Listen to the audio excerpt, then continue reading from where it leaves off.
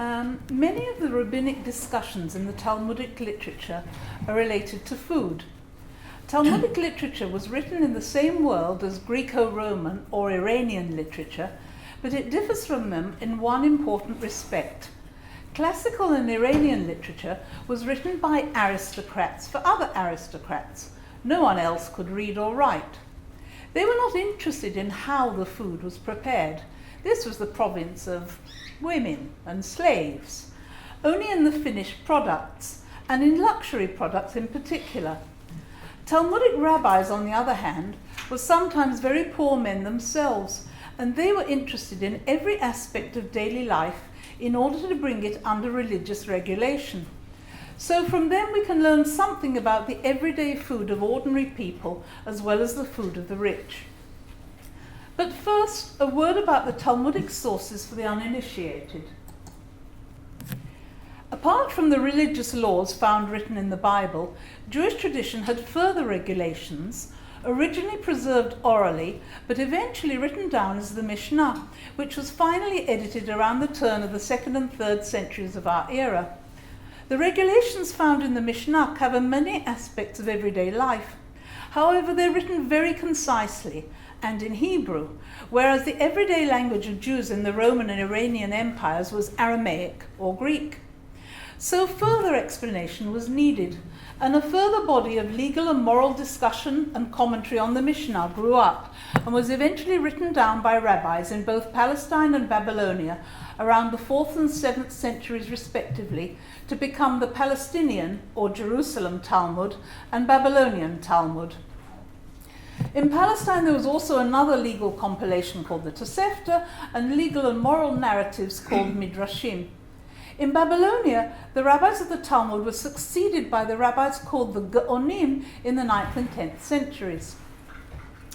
At this point, I want to make my own stance clear. There are at present two major scholarly schools of thought about Talmudic literature. One, mostly Israeli, is of the opinion that judicious and careful use of Talmudic material can yield some valuable historical information about this period, especially when backed up by contemporaneous non-Jewish parallels. The other school, mostly American, considers that the Talmudic literature was tendentiously written by a tiny elitist group, the rabbinic class, and hence totally rejects the Mishnah and Talmuds as any sort of valid evidence for how the majority of Jews behaved. I belong to the first school. By late antiquity, Palestine had been a province of the Roman Empire for some hundreds of years. It's not surprising then that we find many Greek and some Latin food names in the Palestinian Talmud. Over the last decade, much progress has been made in the study of Greek and Roman food from the extensive classical literature, especially Athenæus' De Sophistae, the philosophers at dinner, probably written in Rome around the same time as the Mishnah was finalized in Palestine, and the collection of recipes attributed to Apicius from the 4th century, but with a lot of earlier material. We can thus use contemporary sources to complement the material in the Palestinian Talmud. When it comes to late antique Iran, there's much less information about food outside the Babylonian Talmud itself. The extant sources present further problems in that, with one exception, they all come from very much earlier or somewhat later periods. There are hints in the Babylonian Talmud of the survival of ancient food practices from the 3rd and 2nd millennia BCE, paralleled in the world's earliest culinary documents, recipes written on clay tablets from Sumer. But there's only a single document contemporary with the Babylonian Talmud, the Middle Iranian Pahlavi King Khusro and his boy. After this, there's little in the way of documentation of food until the period of the Gaonim, the successors of the rabbis of the Babylonian Talmud in the 9th and 10th centuries CE.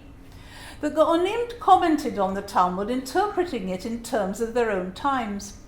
They were contemporary with the surviving Arabic cookbooks, which detail the cuisine of the Abbasid Caliphate in Baghdad and can sometimes provide parallels to the food of the Talmudic sources. There are clear differences between the foods and eating habits mentioned in the Palestinian and Babylonian Talmuds.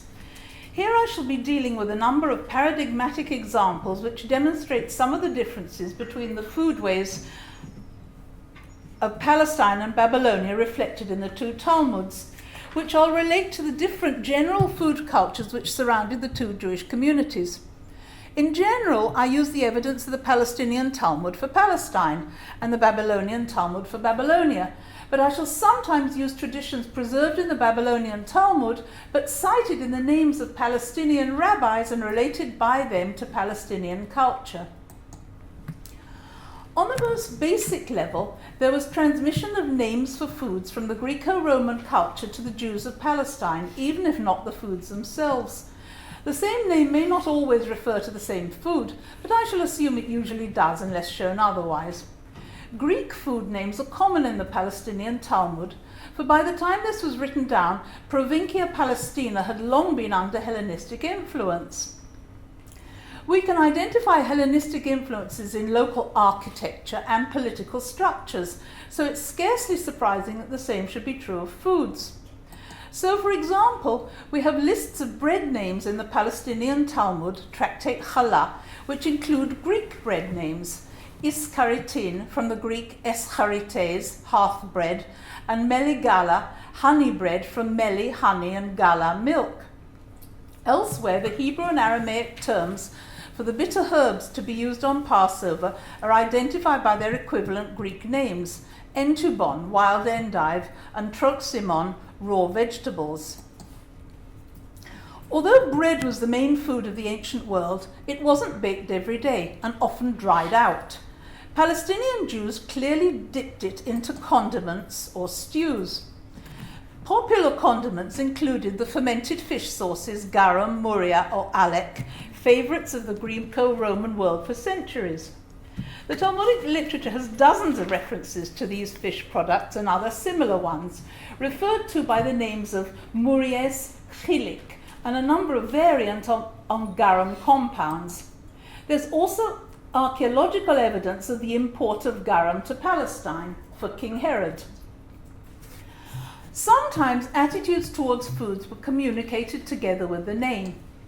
An artichoke in Greek is kinara, which becomes kinras in Talmudic Aramaic.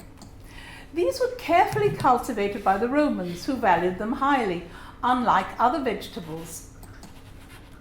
Indeed, both Pliny from 1st century Rome and Galen from 3rd century Pergamon in Asia Minor describe artichokes as overvalued. Pliny goes into details of how the Roman aristocracy spent huge sums of money importing artichokes from afar.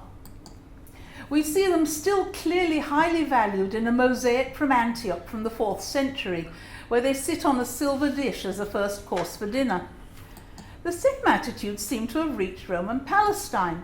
A mosaic with what look like artichokes accompanied by a silver bowl, dated to the 3rd century, have been found recently in ancient Jerusalem, or rather near the Roman city of Aelia Capitolina. And the Babylonian Talmud preserves a Palestinian tradition that a very large quantity of artichokes were sent from afar to Rabbi Judah HaNasi, the Nasi or Patriarch, the head of the Jewish community in Palestine and redactor of the Palestinian Mishnah. Latin food names are less frequent in the Talmudic literature. Where they do occur, it may well be that they arrived with the Roman army. There are two sources in the Palestinian Talmud which talk of contacts between local Jews and the Roman army over baking bread. Jews were apparently forced to bake bread on the Sabbath for the soldiers of Ursicinius, the Roman general who suppressed the Jewish revolt against the Emperor Gallus in Palestine in 351 CE, killing thousands. Tractate Challah from the Palestinian Talmud, which we already saw, includes one Latin bread name among the Greek, bucarlata, from the Latin bucellatum, twice bread used by the Roman army on long journeys. The Talmud tells us this dry bread is sometimes crumbled, and we know crumbled bucellae are found in a number of Roman recipes from the collection attributed to Apicius, soaked in spiced wine for thickening sauces for meat, or soaked in milk, fried and served with honey as a dessert. In another case, The word used for a sausage in the Palestinian Talmud is lucanica, from the Latin lucanica. The Roman writer Varro tells us it received this name because the soldiers of the Roman army brought it from Lucania to Rome. So it could be that this sausage was brought by the army to Palestine as well. Following these examples, we move now to consider the Babylonian Talmud. We saw a number of different types of bread from the Greek and Roman world listed in Tractate Chalav, the Palestinian Talmud. Somewhat later in the same tractate, we find a mention of another form of bread which is specifically defined as Babylonian, Ilin Rifata de Bavel. These Babylonian Rifata, clearly set in opposition to Palestinian breads, which we saw often had Greco-Roman names by the authors of the Palestinian Talmud. Rifata, this Aramaic name derives from ra'ah for tile, were baked on the floor rather than the walls of the oven. They appear in Christian Syriac literature as well.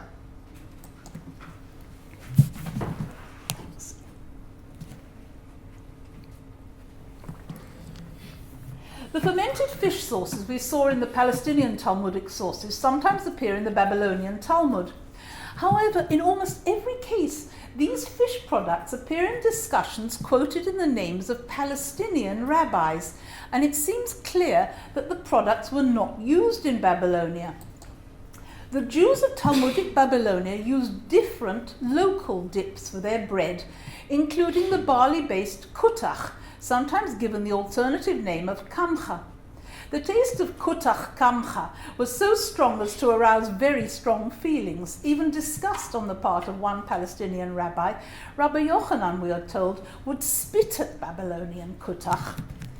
But in Babylonia, kutach or kamcha was highly esteemed and considered food fit for the rich.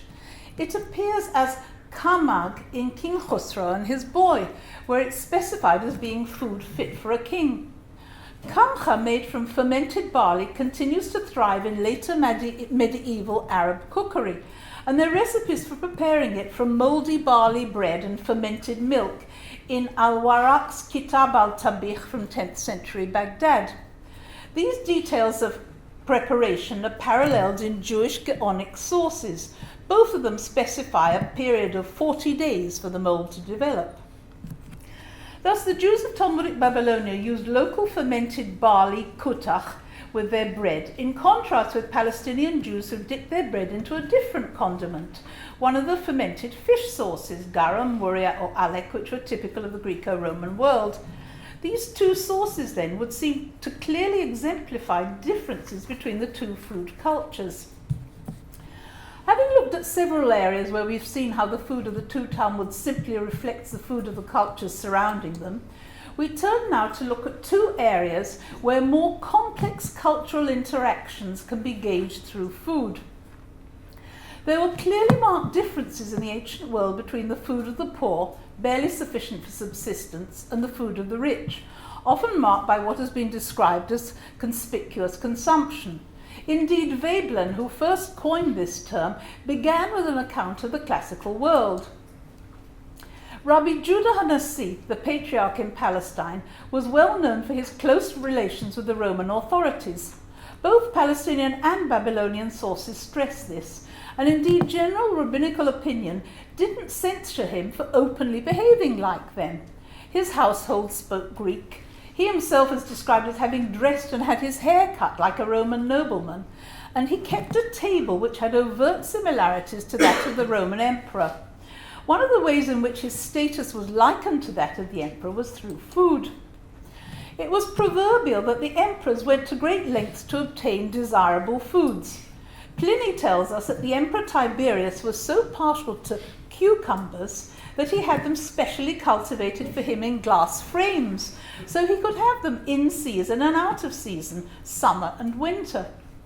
Similarly, in comparing the Jewish patriarch and the emperor, the Babylonian Talmud tells us that cucumbers, and lettuce and radishes, were never absent from their tables, summer or winter.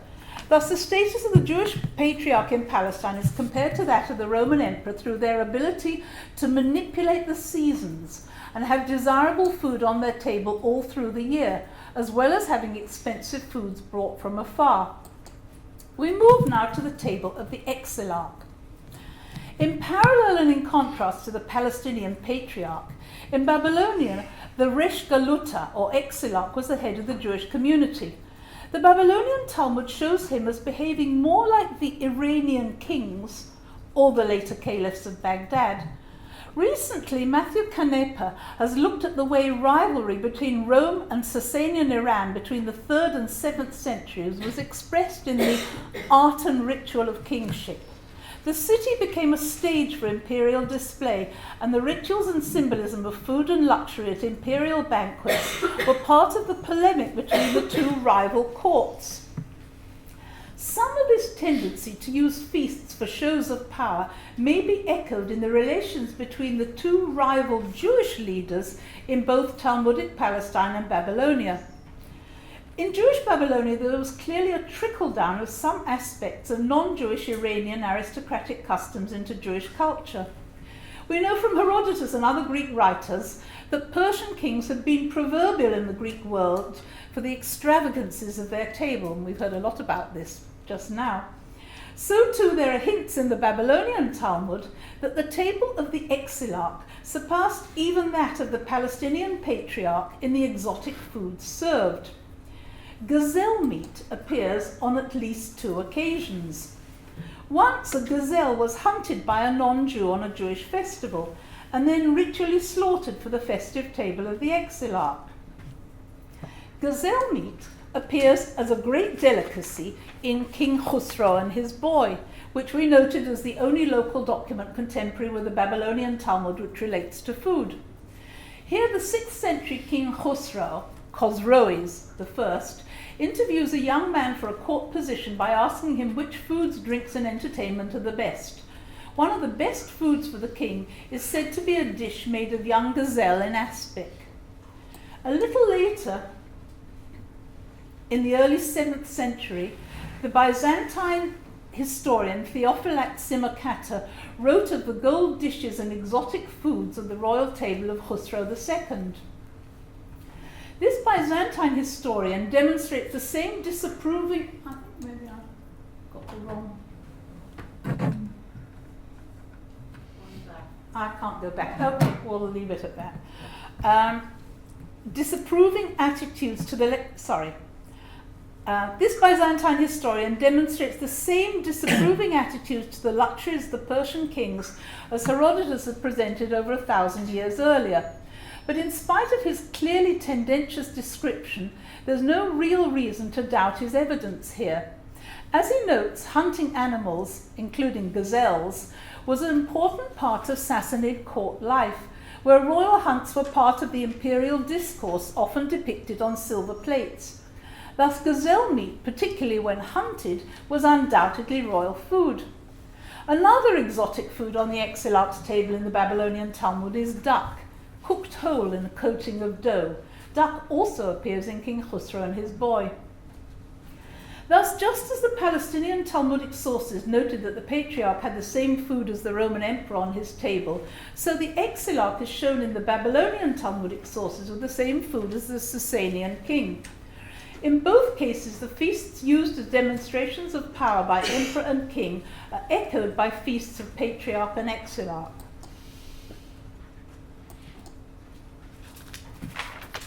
Leaving aside the tables of the rich, we turn now to Talmudic sources about more ordinary foods.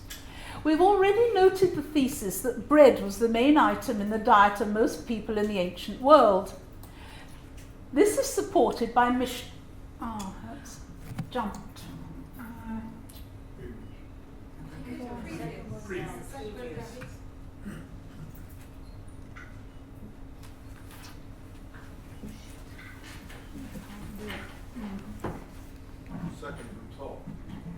Previous. Second one down.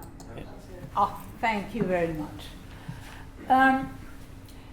This minimum diet for a week for a wife separated from her husband is indeed mostly bread grain, 2 cabs of wheat or 4 of barley. The poor woman would then have had to grind the grain herself before she could bake her bread. Barley, having less gluten than wheat, makes much poorer bread which rises less, and Diocletian's contemporary price edict confirms the picture of the Mishnah that it was almost half the value of wheat. This minimum diet for a woman is corroborated by the minimum to be given to a vagrant as charity, according to the Tosefta. It's been calculated that the loaf worth a pondion would work out to be about £1 in weight, which together with the oil and pulses would provide the minimum number of calories for survival. Note that on the Sabbath, the vagrant's food is increased both in quantity and quality. The woman's diet in Mishnah Ktubot does not include food for the Sabbath. Wine is also not included. Tosefta Ktubot 5:8 tells us that a woman has no claim for wine, for the wives of the poor do not drink wine. Presumably vagrants didn't drink it either. The other difference between the vagrant's food and the woman's is the state of the grain ration. The woman, who is expected to grind and bake herself, gets grain, while the vagrant, who wouldn't have had these facilities, gets a loaf of ready-made bread. Beyond bread, there's a further general consensus that the so-called Mediterranean triad formed the basis of the diet in late antique Palestine and Jewish Babylonia. Cereals, grapes and olives were made into bread, wine and olive oil. In the Bible, they're given special sacred terminology, not just chita, seorah and shemen, but dagan, tirosh and yitzhar, which Deuteronomy 7:13, for example, mentions as specific gifts from God. Colin Renfrew, one of the first to use this term about Bronze Age Greece, notes that reliance on the triad was a change from the Neolithic period when pulses were important.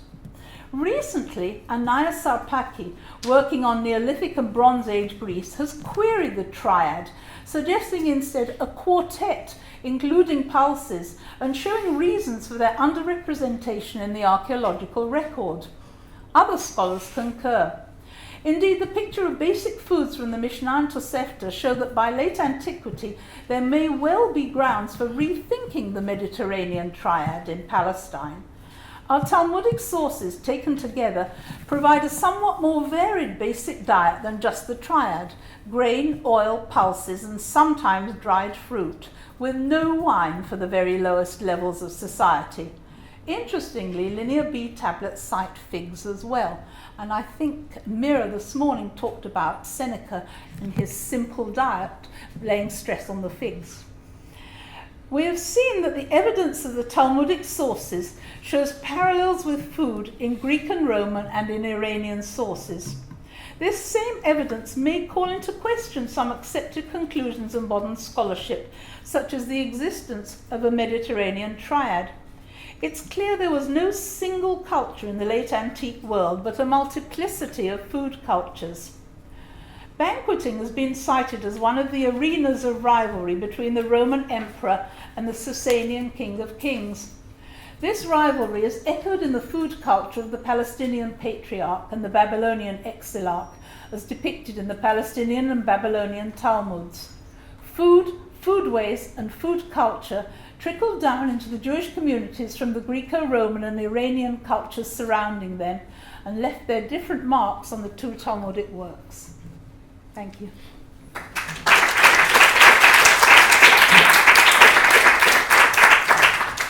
Some questions? Yeah. Thank you. You said that some of these texts are reminiscent of the cuneiform tablets from the 2nd millennium BC. I was wondering if you could just elaborate. Yeah, there do seem to me, to my absolute amazement, certain things that survived all the way through. Sometimes surviving into late Arab times, and the Talmud seems to be a sort of link in this chain. For example, there's a particular fish which in the cuneiform tablets is called the sirbitu, and Botero, who writes about this cuisine, says he doesn't know what it is, but in the Talmud they talk about a fish called the shabut, which exists only in Babylonia, they say. It doesn't exist anywhere else. It doesn't exist in Palestine. And in the recipes from the cookbooks of the caliphs, you have shabut fish as well. And in fact, even today, there's still a fish called shabut, which is found only in the Tigris and the Euphrates. So that the Talmudic literature there is a sort of link in the chain of identifying this particular food all the way through. I gather it's still fished in the Tigris and Euphrates, and then air freighted to Dubai, and people can enjoy it. Sami will tell you what the name of the special way of cooking it in Baghdad was. Masgouf. Yeah, Masgouf, yes, right. Yes, I ate a lot of shabut when I was a boy. But I think it's barbel, the term for it, freshwater fish called barbel or barbels. Right, it's from the carp family, yeah, right.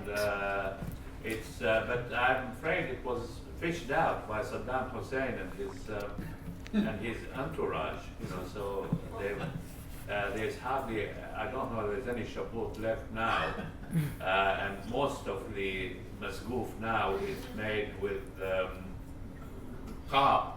Which are farmed, Right, so, right. Hardly any shabut. Well, I gather that there are still some in Turkey, in some parts of Turkey. There's I think in Sanliurfa, there's a mosque that's called Abraham's Mosque, and it has a fish pond by it, and the fish that are supposed to be somehow holy. If you eat them, you'll go blind. But some people identify these with the shabut. And of course, the word shabut occurs throughout, Right, in right. Jahal and the Abbasid writers and so on. Yeah, and the Talmudic thing about the shabut is very nice. It says that when the Jews were in exile in Babylon, 700 sorts of fish and 500 sorts of birds accompanied them to their exile, and when they went back to Palestine, they all went back with them except for the shibuta, which shows that they knew that they're fish specific to Babylonia, right? It was. Sorry. I have time for one or two more questions. I'd like to ask if you could say something about beer in both of those documents. You've been studying them, because in the Eastern Babylonian greater area, beer was very important. Yes, beer is not one of the things that I've gone into in great detail, but you don't get beer in Palestine, you do get beer in Babylonia. It's quite clear that it's sometimes either made totally from dates or has some date sweetener added to it to help the fermentation. But yes, you do get beer in the Babylonian Talmud, and it's another. You're quite right. It's another distinguishing feature between Babylonia and Palestine. If it's made from dates, what makes it beer? It's called date. The word is shechar, which just means any alcoholic type liquid that is not wine. So. Maybe one more question, then we should move on. Yeah. You mentioned sausages, and I know the Greeks and Romans ate pork, so obviously the Jewish communities that wouldn't be acceptable. Is that mentioned a lot in the Talmud or in your ancient sources? Is what mentioned? The Jewish community didn't eat pork. Yes. But you mentioned sausages, and obviously some are made of pork, but I mean obviously the Romans and Greeks ate pork products. Do they mention a lot about prohibition of eating pork? In connection with sausages, there's loads and loads about prohibitions of eating all sorts of different meat that isn't allowed. Pork and camel and various crab and all sorts of things like that. When the sausages only appear, I think, 4 times. and there's only one description of actually making sausages, which is it's in the Palestinian Talmud. It's not in the Babylonian Talmud, very interestingly. They don't have any sausages at all, and I don't know whether that's because they didn't have sausages or it's just an accident of survival.